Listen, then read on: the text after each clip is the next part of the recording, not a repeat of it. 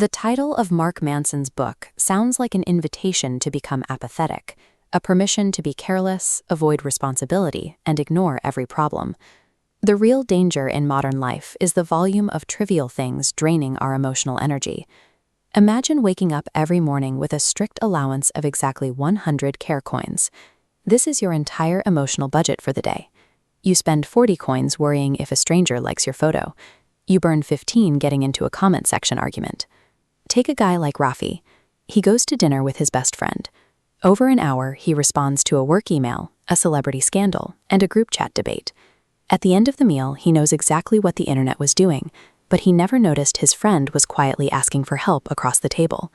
Your attention is a vote. Every hour you spend agonizing over a trivial alert or a passing opinion is a direct vote for the life you are actively building. Because modern life offers nearly unlimited options, failing to build a conscious filter means society will gladly spend your entire emotional budget for you. It leaves you bankrupt for the goals that actually matter. To build that filter, we have to flip how we look at our goals. We usually ask, what do I want out of life? Instead, we need to look at this like a life menu and ask, what pain am I willing to sustain? Every dream career or leadership position comes with a side effect of rejection, hard decisions, and constant criticism.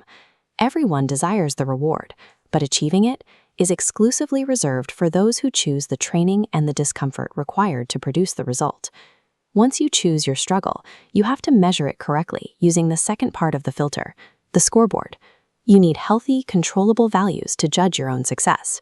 In 1983, a guitarist named Dave Mustaine was kicked out of his band. He formed a new group, Megadeth, and went on to sell over 25 million records. He achieved a level of success most musicians only dream of, yet he reportedly remained miserable. Mustaine's chosen scoreboard was comparing himself to the band that fired him, Metallica. Because he judged himself against one of the biggest music acts on the planet, his own massive success felt like a failure. Contrast that with Pete Best. He was dismissed from the Beatles right before their stardom. Watching them reach the top was devastating, but he eventually changed his scoreboard. He placed his ultimate value on family and a satisfying personal life, making his music enjoyable again. Even if you achieve extraordinary things, you will always feel like a loser if you judge your life using a scoreboard controlled by other people's outcomes. The third component of the filter deals with how we handle the unexpected. Imagine waking up to find a heavy stone thrown straight through your living room window. You did not throw the stone. You are not at fault for the damage. But the window is in your house, which makes the next action your responsibility. The philosopher William James lived this reality. He suffered from chronic illness and a hypercritical family that left him feeling powerless. He rebuilt his life by taking 100% responsibility for his response to those conditions, eventually pioneering the field of American psychology. The next piece of the filter requires checking our own ego. A rigid identity acts as a cage that prevents personal growth. Manson calls this the law of avoidance. If you label yourself as smart or successful, you stop testing your ideas in the real world. You avoid any situation where you might fail, because failure would break the story you've told yourself about who you are. By prioritizing this inner certainty over external reality, we lock ourselves into a state of intellectual paralysis.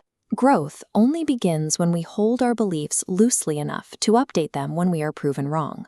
The anthropologist Ernest Becker argued that humans are so terrified of mortality that we obsess over creating symbolic immortality through fame or status. This need to be remembered often keeps us from being present.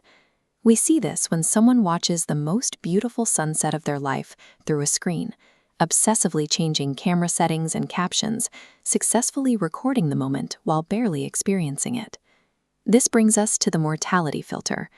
If you imagine looking back from the end of your life, ask yourself if today's biggest worry genuinely deserved a single one of your care coins. This creates a simple 3-stage filter. When problems demand emotional energy, run them through this funnel. Can I influence this? Does it serve a reality-based value?